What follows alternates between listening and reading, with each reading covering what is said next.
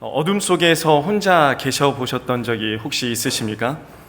제가 대학교에 다닐 때 경기도의 한 청소년 캠프에 봉사활동을 간 적이 있습니다.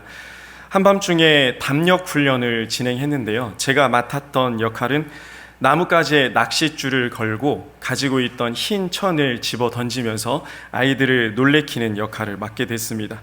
처음에는 아이들을 놀래킬 생각에 가슴이 두근거렸습니다. 기대가 됐습니다. 그런데 깜깜한 밤에 숲속에 혼자 있다 보니 놀래키는 게 문제가 아니었습니다. 제가 무서워지기 시작했습니다. 무서움엔 믿음이 크게 상관이 없는 것 같았습니다. 간신히 마지막 조가 지나가고 낚싯줄과 천 조각을 정리해서 급하게 산에서 내려오는데 자꾸 뒤에서 누가 따라오는 것 같았습니다. 어둠은 우리를 두렵게 합니다. 떨리게 합니다. 움츠러들게 하고 주저하게 합니다. 한 실험에서 쥐를 가둬놓고 빛을 완전히 차단했습니다. 이 쥐는 3분밖에 살지 못하고 그만 죽고 말았습니다. 그러나 같은 실험실에서 같은 실험을 하는데 같은 공간에 갇혀있던 쥐에게, 다른 쥐에게 빛을 계속 비춰주니 무려 36시간을 생존했다고 합니다. 심리학자들의 분석에 의하면 캄캄한 도간에 갇혀있던 쥐는 건강 악화로 죽은 것이 아니라 절망해서 살 것을 포기해서 죽게 된 것이라고 합니다. 요즘 뉴스를 보다 보면 기쁨과 위로의 소식보다는 슬픔과 아픔의 소식들이 더 많이 들려오는 것을 보게 됩니다. 기술이 발전하고 세계가 긴밀하게 연결되면서 지구 반대편에서 일어나는 전쟁이 이제 우리에게도 어려움으로 다가오게 되었습니다.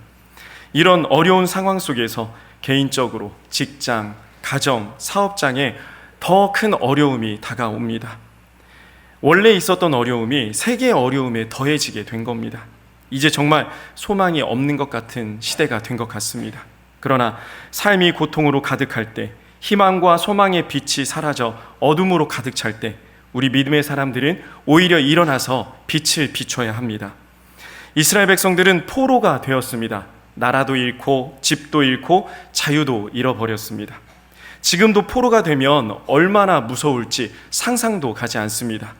당시 포로들은 사람들보다 못한 삶을 살았습니다. 짐승보다 못한 취급을 받았습니다. 포로의 인권이나 생명에 대한 협약이 제네바 협약이라고 하는데요.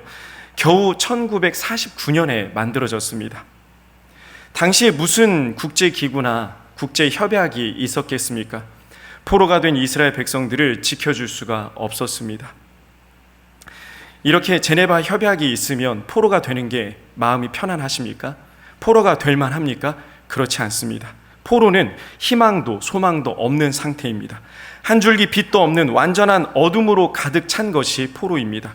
이렇게 포로라는 새카만 어둠만으로 가득했던 이스라엘 백성들에게 선지자 이사야가 다음과 같이 선포합니다. 오늘 본문 이사야 60장 1절 말씀을 함께 합독하겠습니다. 일어나라, 빛을 발하라. 이는 내 빛이 이르렀고 여호와의 영광이 내 위에 임하였음이니라. 아멘. 일어나라, 빛을 발하라. 두 가지 명령이 거듭 선포되고 있습니다. 일어나라 라고 번역된 히브리어는 쿰이라는 단어인데요. 원형은 쿰입니다. 앉은 자리에서 힘차게 박차 일어나라 라는 역동적인 뜻을 가지고 있습니다. 지금 네가 처한 상황이 고통과 슬픔의 상황일지라도 포로인 상태이지만 힘차게 일어나라 라고 명령하고 있습니다. 이렇게 일어나서 빛을 비추라라고 이야기합니다. 여기서 빛을 발하라 라고 번역된 히브리어는 오리라는 단어인데요. 발광체가 아닌 반사체를 의미합니다. 반사체, 하나님의 빛을 반영하는 존재가 돼서 세상에 그 빛을 비추라는 이야기입니다. 근데 조금 이상합니다. 내가 반사체라고? 내가 거울 같은 존재라고? 내가 도구일 뿐이라고? 이런 생각이 듭니다. 네, 맞습니다. 우리는 위대한 하나님의 위대한 도구입니다. 우주보다 크신 하나님께서 우주에서 보면 그 존재조차 인지되지 않는 우리를 하나님의 도구로 사용하고 계십니다. 얼마나 놀라운 일인지 모릅니다.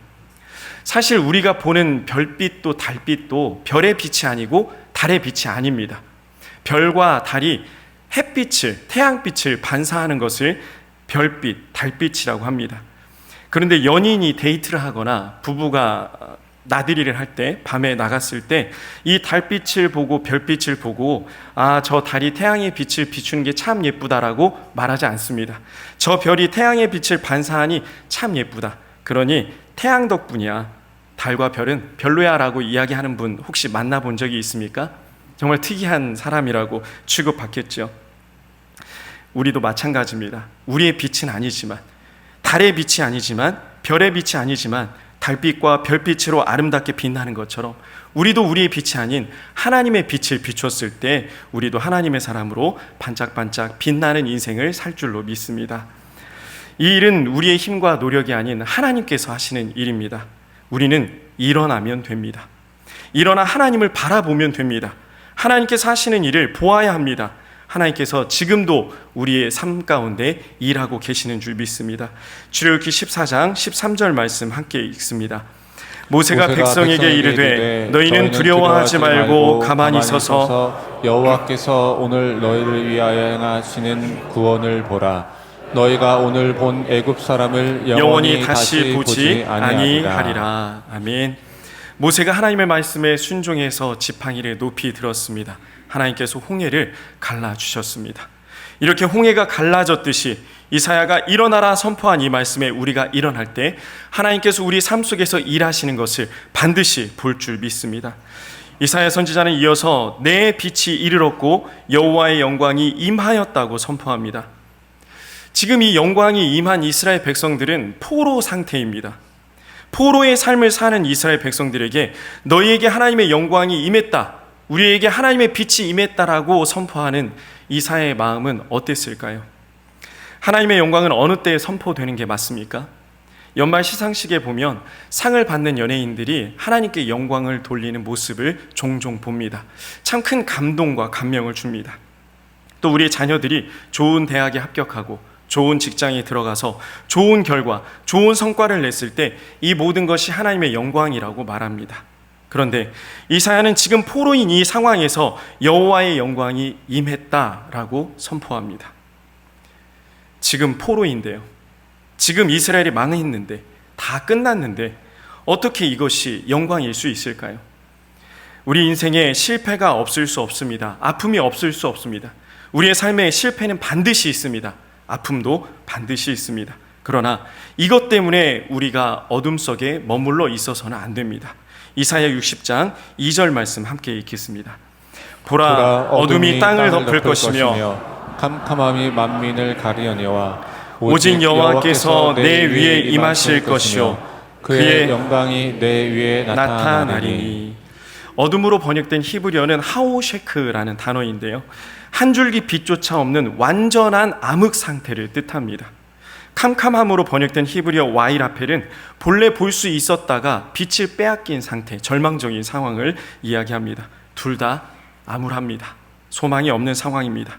이러한 어둠과 캄캄함이 만민을, 모든 민족을, 모든 사람을 예외 없이 덮을 것이지만 이 어둠과 캄캄한 가운데 여호와 하나님께서 우리에게 오셔서 그 영광을 나타내실 것이라고 선포하고 있는 것입니다.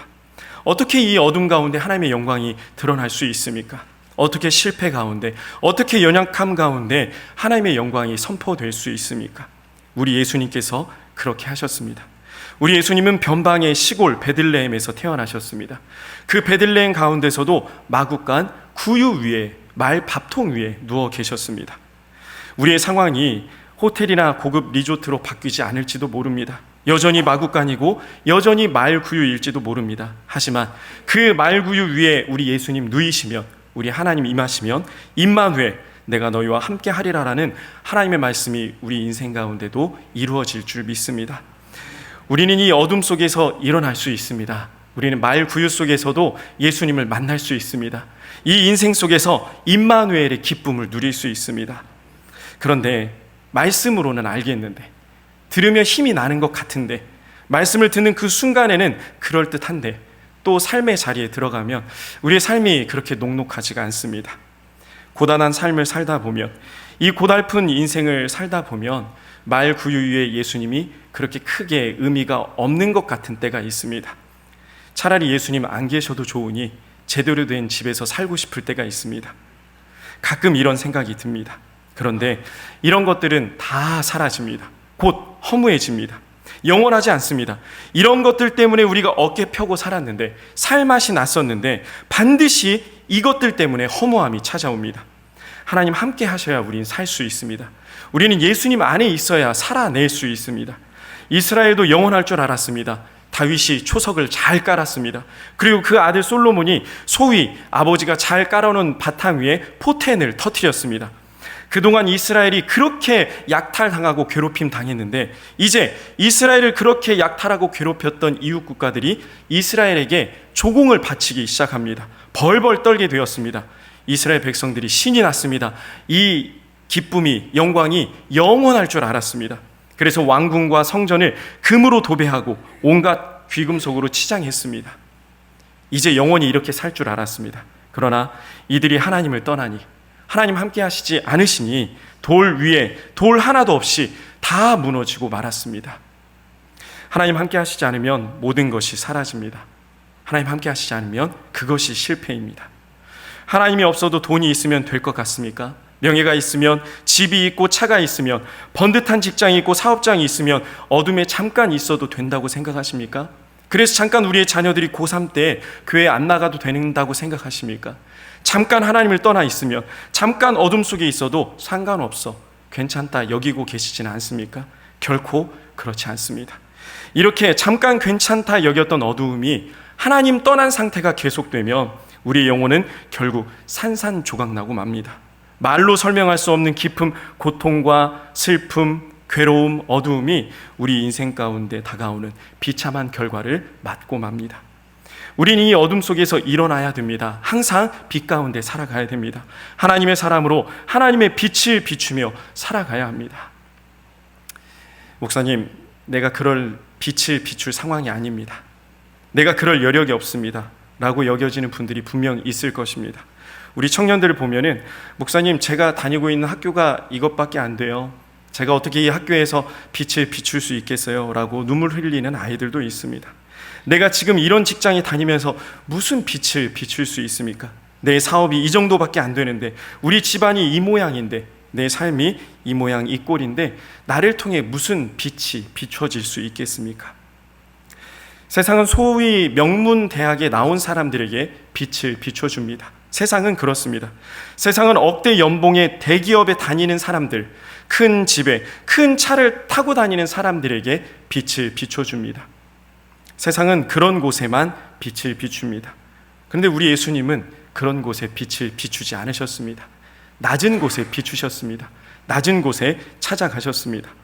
세상이 말하는 이 스포트라이트, 빛을 비춰주는 일이, 그 학벌이 사라지고 그 직장이 사라지고 그렇게 사람을 빛나게 했던 그 집, 그 차, 그 배경들이 사라지면 언제 그 빛이 있었냐는 듯이 어둠이 되고 맙니다. 세상의 빛은 그렇습니다. 세상의 빛은 영원하지 않습니다. 우리 예수님의 사랑이 가장 빛났던 곳이 어디였습니까? 바로 십자가였습니다. 십자가는 가장 끔찍한 사형 제도였습니다. 십자가는 어두웠습니다. 십자가는 두렵고 슬픔으로 가득 차 있는 것이었습니다. 그런데 우리 예수님께서 그 십자가에서 가장 빛나는 사랑으로 우리를 비추어 주시고 계십니다. 우리 예수님은 우리에게 빛이 되라고 말씀하지 않으셨습니다. 한 번도 빛이 되려고 노력하라고 하지 않으셨습니다. 너희는 빛이다 라고 말씀하셨습니다. 너희는 세상의 빛이라 라고 말씀하신 것입니다. 우리는 이미 세상의 빛입니다. 우리가 비춰내는 빛이 아니라 우리를 통해 하나님의 빛을 비춰내는 위대한 반사체들입니다. 오리인 것입니다.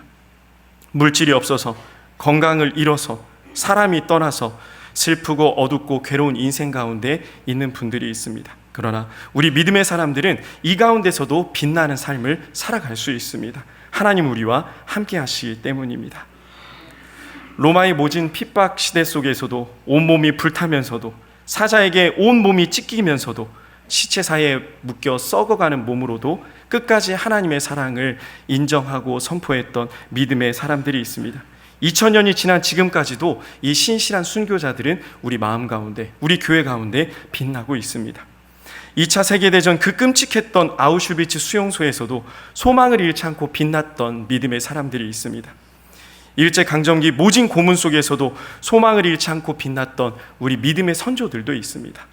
요셉은 어땠습니까? 노예로 팔렸는데도 그곳에서 빛이 났습니다.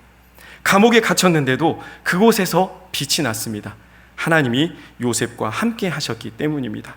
우리도 빛날 수 있습니다. 아니, 우리도 빛나고 있습니다. 나를 위해 죽으시고 나를 위해 다시 사신 예수님의 사랑이 지금도 우리의 삶을 찬란하게 비추고 계십니다. 눈물도 빛을 만나면 반짝인다라는 수필집이 있습니다. 혹시 읽어보셨습니까? 270페이지 정도 되는 얇은 수필집인데요. 이 수필집의 저자 김영서 작가님은 초등학교 때부터 대학 시절까지 무려 9년이라는 세월을 목사인 아버지로부터 성적 폭행과 학대를 당하면서 살았습니다. 이 일이 세상에 알려지고 아버지는 감옥에 갔지만 여전히 김영서 작가님의 삶은 어둠 속에 있었습니다. 내 몸이 이런데, 내 삶이 이런데 어떻게 내 입술로 하나님을 전할 수 있을까? 내가 어떻게 빛날 수 있을까? 내가 어떻게 빛이 될 수 있을까? 처음에는 낙심만 했다고 합니다. 그러나 하나님을 믿고 있었던 작가님은 그 어둠 속에서 나를 통해 빛을 내실, 나를 빛나게 하실 하나님을 믿었습니다.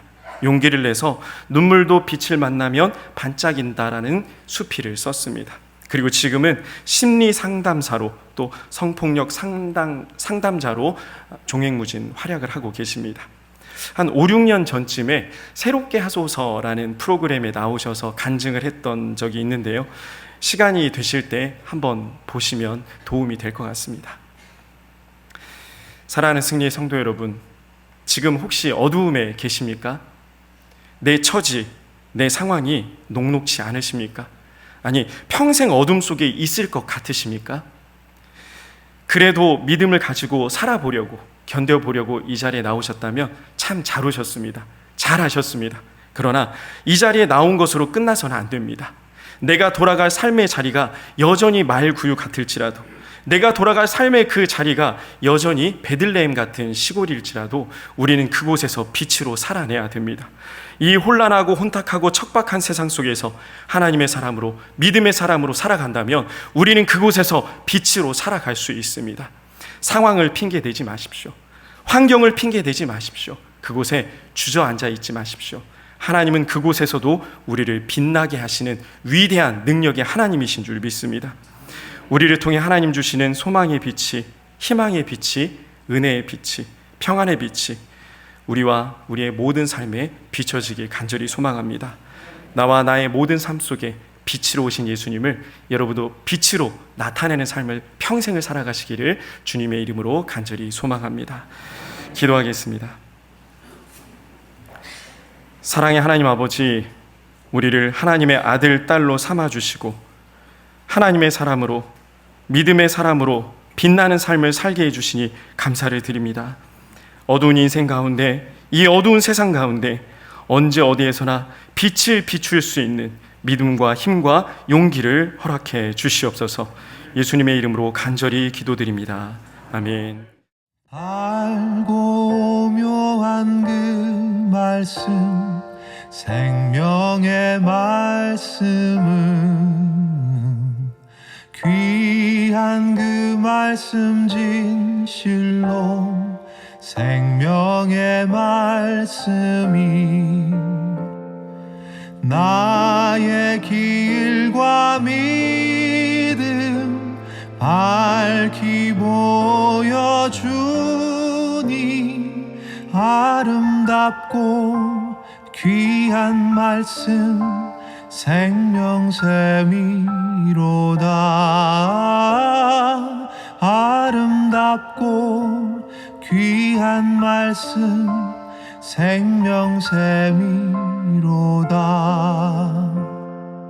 귀한 주님의 말씀은 내 노래 되도다.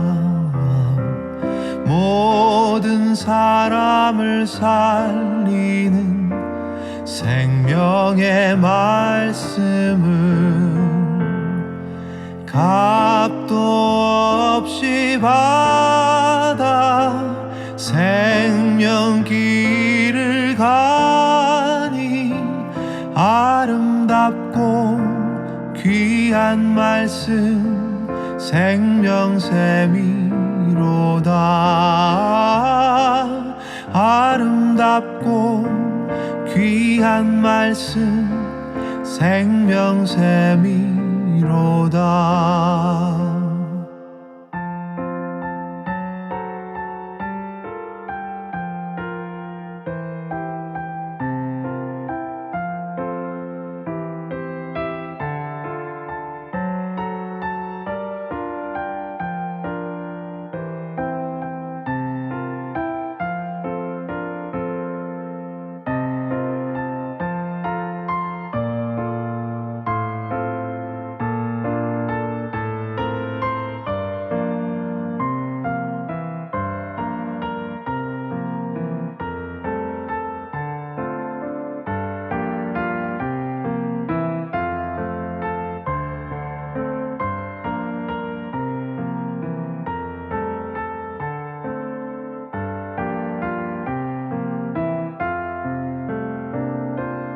널리 울리어 퍼지는 생명의 말씀은